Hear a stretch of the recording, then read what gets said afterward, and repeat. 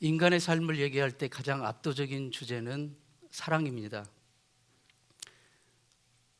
그 음악이나 드라마나 영화, 미술, 시, 소설 같은 걸 보더라도 여러 가지 장르와 다양한 형식을 통해서 표현을 하지만 결국 그런 것들이 궁극적으로 그려내고자 하는 그런 주제는 압도적으로 사랑인 경우가 많습니다. 요새 여름철이어서 동네 도서관에 요셉을 데리고 자주 가는데요. 책들이 그렇게 장르별로 이렇게 도서관에 이렇게 배치되어 있는데 보면은 그 중에 그 로망스 소설, 그러니까 사랑 소설, 연애 소설 그 책들이 가장 많은 섹션을 차지하고 있습니다. 온 세상 사람들이 사랑을 갈구하는 거죠. 이 세상 정말 지천에 깔려 있는 게 사랑이라고 할 수 있겠습니다. 그런데 정작 사람들의 가슴은 사랑에 굶주려 있는 것 같아요. 아이러니하게도 홍수가 나면 물이 지천에 깔려 있는데 정작 마실 물을 찾기 힘들다는 거죠. 마찬가지로 온 세상 사람들이 사랑을 얘기하고 모든 문화 매체들이 사랑을 막 그게 깔고 또 이렇게 그 커머셜 광고 같은 거 보더라도 그 사람의 마음에 그 사랑을 갈구하는 그것을 터치해서 물건을 팔려고 합니다. 하지만 정작 참 사랑을 찾기가 어렵다는 것이죠. 피터 사우스웰이라는 옥스퍼드 대학 그 신학자는 내가 사는 것은 내가 숨쉬는 것이 아니고 내가 사랑하는 것이다, 그런 말을 했습니다. 인간을 정말 행복하게 하는 것, 그리고 인간을 인간답게 하는 것은 참 사랑이라고 할 수가 있습니다. 오늘 읽은 성경 빌레몬서는 하나님의 사랑을 입은 사람들이 어떻게 그 참 사랑을 삶의 현장에서 실천해 나가는지 그것을 잘 보여주는 성경이라고 할 수가 있습니다. 본문은 단 한 장으로 구성된 아주 짧은 책입니다. 빌레몬서. 거기에는 3명의 인물이 등장하는데요. 바울과 빌레몬 그리고 오네시모. 그러니까 빌레몬서니까 바울이 빌레몬에게 보낸 편지입니다. 바울과 빌레몬과 오네시모가 등장하는데 바울과 이 빌레몬의 관계는 바울이 에베소에서 사역할 때, 선교여행 중 사역할 때 바울의 전도로 예수를 믿게 된 사람 중에 하나가 바로 이 빌레몬이라고 전해지고 있습니다. 영적인 아버지와 아들의 그 관계라고 할 수가 있고요. 정말 그 사역적으로는 아주 긴밀한 동역자라고 할 수가 있습니다. 그래서 이 편지서에서 바울은 빌레몬을 우리의 사랑을 받는 자요, 그리고 동역자인 빌레몬이라고 부르고 있습니다. 그런데 어느 날 그 두 사이에 묘한 긴장 관계가 발생을 합니다. 빌레몬에게는 오네시모라는 노예가 있었습니다. 그런데 어느 날 이 오네시모라는 종이 주인 빌레몬을 배신하고 집을 도망쳤어요. 노예 제도가 있는 그 고대 사회에서 사실 노예 제도는 인류 역사상 가장 오랫동안 지속되었던 제도 중에 하나입니다. 미국도 1863년인가요? 그 링컨 대통령이 그때사 노예 해방령을 선포했을 정도로 정말 한국은 더 말할 것도 없고요. 오랫동안 불과 한 100여 년 전까지만 해도 노예 제도가 있었던 세상입니다. 그런 사회에서 주인에게서 노예가 도망친 경우에는, 심한 경우에는 잡아서 그냥 죽여도 법적으로 아무런 문제가 되지 않습니다. 그게 지금 빌레몬과 오네시모를 같이 한 아주 긴장된 어려운 관계입니다. 그런데 이 오네시모가 주인 집을 도망쳐가지고 이리저리 방황하면서 떠돌다가 결국 어디까지 가게 됐냐면 당시 바울이 로마 옥중에 있었는데 거기까지 간 거예요. 흘러. 그래서 거기에서 바울을 만나게 됩니다. 바울이 노예인 그 오네시모를 불쌍히 여겨서 아껴주고 결국 그를 예수를 믿게 하고 하나님의 사랑을 입은 자 되게 합니다. 하나님의 자녀가 되게 해주고, 바울이 오네시모를 처음 만났을 때 그가 자기가 사랑하는 그 빌레몬의 종이었는지 처음부터 알았는지는 아무도 모릅니다. 그러나 분명한 것은 바울의 입장에서는 상대방이 누구이든 그로 하여금 예수를 믿게 하고 하나님의 자녀가 되게 하고 하나님의 사랑받는 자가 되게 하는 그 일을 멈출 수는 없는 것이죠. 그래서 그는 오네시모를 예수께 인도하고 하나님의 사랑을 입은 자 되게 한 것입니다. 그런데 빌레몬의 입장에서는 바울이 아무리 믿음의 스승이요 영적인 아버지라 할지라도 자기가 그렇게 미워하는 오네시모를 받아주고 사랑해주는 그 바울에 대해서 감정적으로 섭섭할 수가 있는 것입니다. 어쨌든 이 바울과 빌레몬의 정말 그 사랑의 관계, 정말 영적인 부자의 그 관계가 오네시모라는 인물이 끼어들면서 묘하게 뒤틀리고 뒤엉킨 그런 긴장관계가 발생하게 된 것입니다. 이 뒤엉킨 인간관계가 그리스도께 받은 그 거역할 수 없는 그 사랑의 힘으로 어떻게 풀려가는지를 오늘 본문은 보여주고 있습니다. 즉 본문은 사도 바울이 그 자신도 그리스도께 받은 그 은혜와 사랑을 가지고 인간관계를 통하여 실제 삶의 현장에서 어떻게 그 사랑을 실천해 나가는가, 어떻게 그 사랑을 보여주는가 하는 것을 우리에게 가르쳐주고 있습니다. 사랑은 상대방을 배려합니다. 바울과 빌레몬의 관계는 단순한 사제지간 정도가 아니라 정말 빌레몬의 입장에서 그의 모든 것을 배우고 담고 그의 삶을 그 바울의 그 가르침에 완전히 인생을 던질 만한 그런 관계였어요. 정말 존경하고 사랑하는 관계였습니다. 바울이 빌레몬에게 그 정도로 권위와 존경을 받는 존재라고 한다면 상식적으로 바울이 빌레몬에게 이런 정도 말은 할 수 있지 않겠습니까? 야 빌레몬, 네 종이었던 오네시모 알지? 그가 나에게 왔어. 근데 내가 그를 예수를 믿게 하고 하나님의 자녀가 되게 했다. 이제 그를 너에게 돌려보낼 테니까 내 얼굴을 봐서라도 이제 용서해 주지 않을까? 용서해 주지 않을래? 이렇게 바울이 그에게 빌레몬에게 명령해도 괜찮을 법합니다. 그런데 본문을 보면 바울은 그런 일방적인 방법을 쓰지 않고 오히려 빌레몬의 마음을 세심하게 배려하는 그런 태도를 보여주고 있습니다. 8절 말씀인데요. 이러므로 내가 너에게 마땅한 일로 명령할 수 있지만 그러나 사랑을 인하여 오히려 간구한다, 간청한다, 이렇게 말하고 있습니다. 여러분, 상대방을 배려한다는 것은 더군다나 그 윗사람 입장에서 여기 그 본문에 보면 나이 많은 바울은 이렇게 말하고 있습니다. 그러니까 나이로 보나 영적으로 보나 그를 정말 그 복음으로 낳은 그 부자지간으로 보나 얼마든지 명령할 수 있는 그런 입장이지만 그러나 바울은 그 모든 것을 그 영혼을 잃지 않기 위해서 사랑을 인하여 오히려 너에게 간구한다, 간청한다.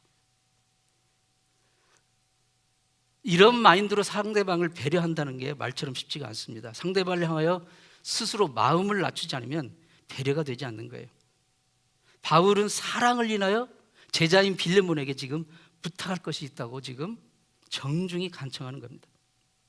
도무지 윗사람으로서의 일방적이거나 무례하거나 그런 모습을 볼 수가 없어요. 자기가 복음으로 나온 아들이라고 제자라고 해서 함부로 되거나 쉽게 보지 않습니다. 내가 하는 말을 너는 당연히 따라야 돼 라고 말하지 않습니다. 하나님은 오늘도 이처럼 자신을 낮추고 상대방을 배려하는 그 사람을 통해서 하나님의 사랑이 흘러가게 해주십니다. 고린도전서 13장은 사랑의 장이라고 하죠. 사랑의 장. 사랑은 오래 참고, 사랑은 온유하며, 자랑하지 않고, 사랑은 무례히 행치 않고. 인생에서 중요한 지혜는 상대방의 입장에 서보는 것입니다. 그 사람의 신발을 신어보는 거예요. 영어 단어 understand, 이해하다라는 말이 있잖아요. understand, 아래에 쓴다. 그 사람보다 아래에 서봐야 자세를 낮춰 아래에 서서 볼 때 상대방을 이해할 수 있다는 것입니다. 사진을 찍을 때도 내가 사진 찍고자 하는 그 대상보다 내 자신을 몸을 한껏 낮추었을 때 좋은 작품이 나온다는 그런 사진 전문가의 글을 읽어본 적이 있습니다. 왜 하나님께서 아무것도 부족할 것이 없는 그분께서 그냥 하늘 보좌에 그냥 편히 앉아 계시면 되는데 앉아 계시지 않고 일부러 종의 형상인 사람의 육신의 몸을 입고 이 땅에 굳이 내려오셔서 사람들과 같이 되었고 가장 저주의 형벌이라는 십자가에 달려 피 흘려 죽으셨습니까? 하나님이 인간을 위한 그 눈높이의 사랑을 하시는 것이에요. 죄에 빠진 인간의 비참함을 몸소 겪으시고 이해하시고 동참하시려는 것이었습니다. 하나님도 인간을 사랑하실 때 인간의 처지까지 낮아지셨다면 우리가 사랑할 때도 바로 나를 낮추어 상대방의 입장이 되어보지 못하면 참 사랑을 할 수가 없는 것입니다. 상투적인 말 같고 잔소리 같지만 사랑하는 남편들이요, 집안에서 정말 살림하며 수고하는 아내의 입장에서 한번 생각해 보시길 바라요. 아내들이요, 직장에서 남편들이 윗사람 눈치 보고 아랫사람 눈치 보며 스트레스 받으며 일하는 남편의 입장에서 한번 보실 수 있기 바랍니다. 부모들이요, 자녀들이 지금 어떤 생각을 하고 있고 무엇을 하고 있는지 그 입장에 한번 서보십시오. 사랑은 상대를 배려할 때 하나님의 사랑이 전달이 될 수가 있습니다. 참된 사랑은 상대방의 장점을 보게 합니다. 사랑은 상대방의 실패나 약점을 장부에 기록하지 않아요. 바울이 노예였던 오네시모를 어떻게 그리스도의 사랑으로 받아주고 그를 사랑하게 되었는지 오늘 본문 11절 말씀 보면 이렇게 나옵니다. 그가 전에는 너에게 무익하였으나 이제는 나와 내게 유익함으로. 그러니까 바울의 눈에도 오네시모는 처음 그를 봤을 때 솔직히 정말 품어주고 싶고 받아주고 싶고 사랑스럽고 같이 이렇게 교제하면 뭔가 유익이 있을 것 같은 그런 존재가 아니었다는 거예요. 무익한 존재였다는 거예요. 그런데 그렇게 사랑해주기 힘든 그런 존재일지라도 내 죄를 용서해 주신 예수 그리스도의 사랑의 눈으로 그를 보니 그가 한없이 불쌍한 거예요. 그리고 그리스도의 구원의 은총이 없이는 정말 비참한 저렇게 떠돌아다니다가 인생을 마치게 될 그것을 생각하니 정말 그를 주님의 사랑으로 용납하고 예수를 믿게 하고 그도 구원받은 하나님의 자녀, 하나님의 사랑을 입은 자가 되게 한 것입니다. 오네시모라는 이름의 뜻은요, 유익하다라는 뜻입니다. 역설적이잖아요. 그가 무익하였으나, 그러니까 바울을 만나기 전에, 즉 예수 그리스도를 구주로 만나기 전에 오네시모는 자기 이름값도 못하는 무익한 자였습니다. 가련하고 형편없는 그 무엇에도 유익하지 않는 그런 존재였으나 예수 그리스도의 사랑이 바울이라는 사람, 자기를 낮춰서 그를 용납하는 그 바울이라는 사람을 통해서 그에게 들어가서 그를 변화시키니 이제는 그 이름처럼 유익한 자가 된 거예요. 예수 안에서 얻게 된 그 참 사랑이 한 사람의 인생을 이렇게 변화시킨 것입니다. 바울이 이 하나님의 사랑의 전달자 역할을 한 것입니다. 우리가 어떤 사람을 이러한 마음으로 그리스도의 사랑으로 사랑하게 되면 그 사람의 장점을 보게 되는 거예요. 아무리 부족하고 연약한 사람이라 할지라도. 한 목사님이 신학교 다닐 때 전도사 시절에 이제 그 신학교에도 과가 여러 가지 있지 않습니까? 근데 같은 과에 한 여학생이 있었는데 그 여학생이 이제 전교에서 가장 유명하게 못생긴 여학생이었어요. 근데 그 목사님의 한 친구가 그 여학생에 대해서 이 목사님, 그때 당시 전도사죠, 그 여학생에 대해서 이렇게 비아냥거리는 말을 합니다. 야, 저 자매를 봐라. 하나님이 빚으시다 마셨나 봐. 저렇게 만드시기도 힘드시겠다. 감히 하나님이 하신 일 가지고 이렇게 정말 불손한 말을 합니다. 사람은요, 말 조심해야 됩니다. 정말 단정적인 말을 해서는 안 돼요. 내일 일을 모르는 거예요. 세월이 흘러서 졸업할 때가 됐어요. 졸업할 때가 됐는데 바로 그 비아냥거렸던 그 친구가 그 자매하고 사랑에 빠졌습니다. 그리고 나서 이 한다는 말이 이제 이 목사님에게, 야, 내 여자친구 정말 이쁘지 않냐? 응? 말하는 것도 이쁘고 밥 먹는 것도 이쁘고 머리결 이렇게 웨이브하는 것도 이쁘고 웃을 땐 정말 죽여주지 않냐? 그러자 이 목사님이, 야, 이 녀석아, 너는 지금 미친 거야. 그런 말이 있잖아요. 사랑을 하려면 반쯤 미쳐야 되는 거예요. 미국의 소설가 마크 트웨인이 이런 말을 했습니다. 결혼하기 전에는 눈을 부릅떠서 봐야 되고 결혼한 뒤에는 눈을 반쯤 감고 살아야 된다. 그래야 남편의 불룩 나온 배도 아내의 눈가의 주름이나 주근깨도 예쁘게 보이는 거죠. 깊은 산속 작은 연못이 있었어요. 붕어 2마리가 사이좋게 살고 있었어요. 어느 날 물 먹으러 온 교활한 여우가 그 한 마리 붕어에게 이렇게 속삭입니다. 야, 이 좁은 연못에 둘이 살기엔 너무 비좁지 않니? 저 붕어, 저 뚱뚱한 붕어만 없으면 이 연못은 다 네 차지가 될 거 아니냐.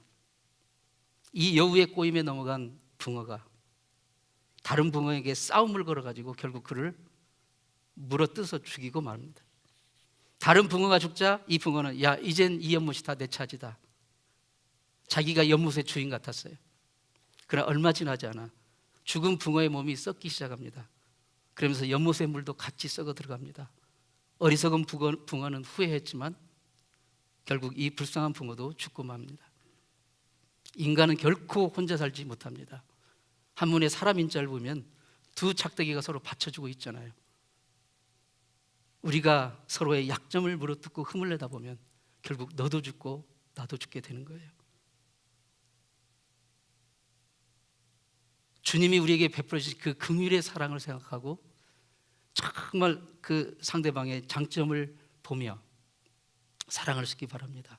한 아이가 엄마 생일을 앞두고 엄마 생일을 선물을 사러 백화점에 가서 속옷 코너에 갔어요. 저만 아가씨가 묻습니다. 너네 엄마 사이즈가 얼마큼 되냐? 몰라요. 엄마가 날씬하셔? 아니면 좀 통통하셔? 아니면 키가 크셔? 아니면 좀 아담하셔? 우리 엄마 몸치수는 제가 잘 모르는데요, 우리 엄마는 완벽한 몸매예요. 세상에서 제일 미인이세요. 그러자 이 점원 아가씨가 이 가게에서 제일 슬림한 사이즈로, 날씬한 사이즈로 포장을 해줬습니다. 근데 이틀 뒤에 이 아이가 다시 그 상품을 들고 왔어요. 바꾸러 온 거예요. 어떻게 바꿨냐면 그 매장에서 제일 큰 사이즈로 바꿔갔어요. 사랑의 눈으로 보면 뚱뚱한 엄마라도 세상에서 제일 미인인 거예요. 세상에서 제일 완벽한 거예요. 우리가 나이 먹고 어른이 되는 게 무슨 소용입니까? 이 사랑의 마음을 잊어버린다면 아무것도 얻지 못합니다. 진정한 사랑은 격려를 가져옵니다. 심리학에서 피그말리온 효과라는 게 있어요. 그리스 신화에서 나온 용어인데요, 그리스 신화니까 실제 이야기는 아닙니다. 그리스 신화에 나온 이야기에 그 키프로스라는 나라에 피그말리온이라는 왕이 있었대요. 이 사람의 그 정원에, 왕궁 정원에 미녀 조각상이 있었어요. 근데 왕이 그것을 보고 너무 이뻐서 반해버렸어요. 그래서 그 조각상의 사랑에 빠진 거예요. 하늘의 신이 그 모습에 감동을 받아가지고 숨을 불어넣어서 그 조각상을 사람이 되게 했어요. 그리스 신화의 얘기예요. 교육심리학에서 이것을 차용합니다. 교육심리학에서 이 이론을 착용해서 동일한 조건과 동일한 상황에서 자라는 아이들이라 할지라도 지극한 사랑과 격려를 받은 아이에게서, 그리고 그렇지 못한 아이에게서 그러한 사랑을 받고 격려를 받은 아이에게서 더 좋은 결과가 나올 수 있다는 그런 이론이 바로 이 피그말리온 효과라는 이론입니다. 볼 때마다 머리를 쓰다듬어주면서 야, 너는 정말 잘 될 거야. 너는 정말 기대가 돼. 라는 소리를 들으면서 자라는 아이와 볼 때마다 야, 집어쳐. 너는 아무리 해도 안 돼. 이 돌머리야. 제가 지난주에 조이 다시 썸머 코스 받으러 이제 데려다 주고 오는데 거기 애나버에 스톤 스쿨이라는 길 이름이 있더라고요. 순간적으로 저 혹시 스톤 스쿨 돌머리들만 모이는 학교인가? 이름을 왜 하필 그렇게 줘? 락 스쿨 하면 반석의 학교 얼마나 좋습니까? 근데 스톤 스쿨 하면 한국 사람들은 돌 이게 좀 안 좋은 인상이잖아요. 똑같은 아이들이라도 똑같은 조건에 자라도 정말 주님의 사랑으로 격려하고 잘 될 거야. 축복하면 이런 피그말리온 효과, 굳이 세상의 그런 이론을 차용하지 않더라도 그런 열매가 나타날 수 있어요. 예수님께서 수제자 베드로를 있잖아요. 원래 이름이 뭐였죠? 시몬입니다. 시몬의 뜻은 갈대, 흔들리는 갈대예요. 갈대. 바람에 따라서 이리저리 흔들리는 갈대처럼 시몬은 환경에 따라, 상황에 따라서 쉽게 흥분하고 쉽게 혈기를 부리고 쉽게 막 장담하고 쉽게 흔들리는 그런 사람이었어요. 갈대처럼. 그런데 예수님이 첫날 그 형 안드레가 베드로를 예수님께 딱 데려왔을 때 그 첫날 보자마자 예수님이 딱 그를 뭐라고 하셨어요? 네 이름 바꿔라. 베드로. 베드로라는 이름은 반석이라는 뜻이에요. 반석. 심지가 견고한, 환경에 따라 이리저리 흔들리지 않는 그런 존재가 되라는 예수님의 격려의 메시지였던 것이에요. 나중에 실제로 베드로는 정말 주님이 주신 그 이름처럼 교회와 복음을 위해 위대한 반석과 같은 그런 존재가 되지 않았습니까? 오늘 본문의 오네시모가 처음 만났을 때는 아무짝에도 쓸모없는 무익하고 정말 믿을 수 없고 사랑스럽지 못한 그런 대상이었지만 사도 바울이 그를 예수 그리스도의 사랑으로 그를 봐, 그리고 그를 불쌍히 여겨서 그리스도의 사랑으로 품어주면서 정말 그를 예수 그리스도 앞으로 인도하니 그가 결국 복음의 귀한 것으로 쓰여질 유익한 종, 그렇게 그것을 기대하고 세워주고 격려해 준 것입니다. 그게 바로 새 사람이 되게 한 것입니다. 참 사랑은 자원하는 심령이 되게 합니다. 사랑은 무슨 일이든 억지로 하지 않고 자원하는 심령으로 하게 합니다. 여러분, 내가 정말 좋아하는 일은 누가 시키지 않도록 해요. 그죠? 사랑도 그겁니다.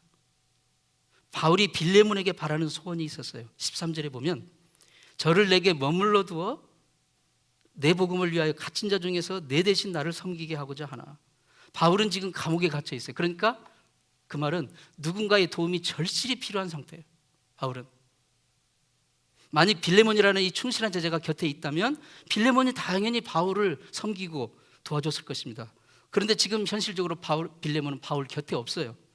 그래서 지금 바울은 빌레몬 대신 그의 종인 오네시모가 곁에서 그를 도와주기를 바랬던 것입니다. 그럼에도 불구하고 빌레몬에게 명령적으로 말할 수 있겠고 일방적으로 결정해서 너 이렇게 해 라고 할 수 있었겠으나 그럼에도 불구하고 바울은 자기 임으로 결정하지 않고 빌레몬이 그의 종인 오네시모를 자원하는 심령으로 그리스도의 사랑의 마음으로 바울을 돕는 자로 내놓은 것을 기다린 것입니다. 14절 말씀에 다만 너의 승낙이 없이는 내가 아무것도 하지 않기를 원하노니 이는 너의 선한 일이 억지같이 되지 아니하고 자유로 되게 하려 함이로다. 사랑은 강요하는 게 아닙니다. 진정한 사랑은 감동하여 자원하는 것입니다. 하나님이 그 아들을 보내어 우리를 구원하신 그 사랑도 하나님이 누구 등 떠밀려서 누구 눈치 봐가지고 억지로 하신 것이 아닙니다. 우리를 긍휼히 여겨 주셔서 정말 도무지 헤아릴 수 없는, 이해할 수 없는 그 하나님의 극진하신 사랑으로, 그 자원하시는 사랑으로 우리를 구원하시고 영생을 주신 것입니다. 그 한량없는 하나님의 사랑을 받은 우리가 해야 할 사랑도 바로 그것입니다. 억지로가 아닌 자원하는 심령으로 하는 것입니다. 무슨 일이든 억지로 하면요 후유증이 남아요. 상처가 됩니다. 열매가 좋지 않아요. 그러나 자원하는 심령, 하나님의 감동하심으로 하나님의 사랑에 정말 감격하여 그 사랑을 인하여 하게 되면 감동이 있고 정말 기적을 가져올 수도 있어요. 진정한 사랑은 기적을 가져올 수 있어요. 오래전에 헤이토핑란에 실린 뉴스에 미국에서 아서 힌틀러라는 그 대학 초년생이 자기 아버지 농장에서 일을 하고 있는데 갑자기 비명소리가 들리는 거예요. 비명소리가. 그래서 근데 순간 이 청년이 그 비명소리가 누구 소리인지를 알아요. 왜냐하면 자기 여자친구 소리라는 걸 알았어요. 그래서 막 용수철처럼 튀어서 달려갑니다. 가봤더니 여자친구가 큰 트랙터에 발이 깔려 있는 거예요. 근데 그게 2,000파운드나 되는 그런 트랙터에 깔린 거예요. 그러니까 트랙터를 언덕 위에 받쳐놨는데 어떻게 잘못 섣불리 브레이크를 걸어놓은 것 같아요. 그래서 브레이크가 풀리는 바람에 그것이 내려가가지고 결국은 이 여자친구의 다리를 덧쳐서 그대로 멈춰선 거예요. 이게 이 아서가 막 달려가가지고 어떻게 지금 뭐 당장 어떻게 할 수 없잖아요. 이 아이가 이 청년이 그냥 그 트랙터의 그 엄청난 무게의 그 바퀴를 들어가지고 옮긴 거예요. 기적이 일어난 겁니다. 도저히 논리적으로 이성적으로 설명할 수 없는 일이 일어난 거예요. 진정한 사랑은 기적이 옵니다. 이게 사랑의 신비입니다. 이론적으로 말도 안 되는 거죠. 하나님의 사랑이 이런 기적의 사랑입니다. 말도 안 되는 거예요. 말도 안 되는 그런 사랑을 우리에게 부어주신 것입니다. 우리가 이 불신앙의 세상, 이 어둠의 세상을 이길 힘은 다른 게 없습니다. 예수 그리스도께서 우리에게 부어주신 그 사랑, 그 사랑으로 충만해서 그 사랑의 힘으로 우리가 이 세상의 죄와 어둠을 이길 수가 있는 것입니다. 벌과 나비는 오지 말라고 해도 향기가 있는 곳으로 모여듭니다. 영혼은 예수 그리스도의 참 사랑이 흐를 때만 얻을 수가 있어요. 이것은 쉽지가 않습니다. 이것은 쉽지가 않아요.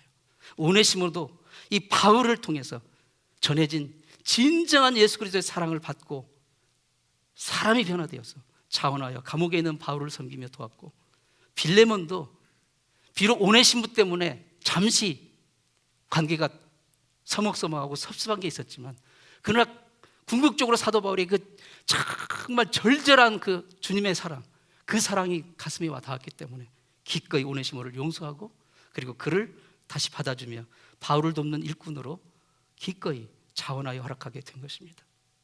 사랑하는 성도 여러분, 우리가 사랑받을 자격이 있어서 하나님의 사랑을 받고 있습니까?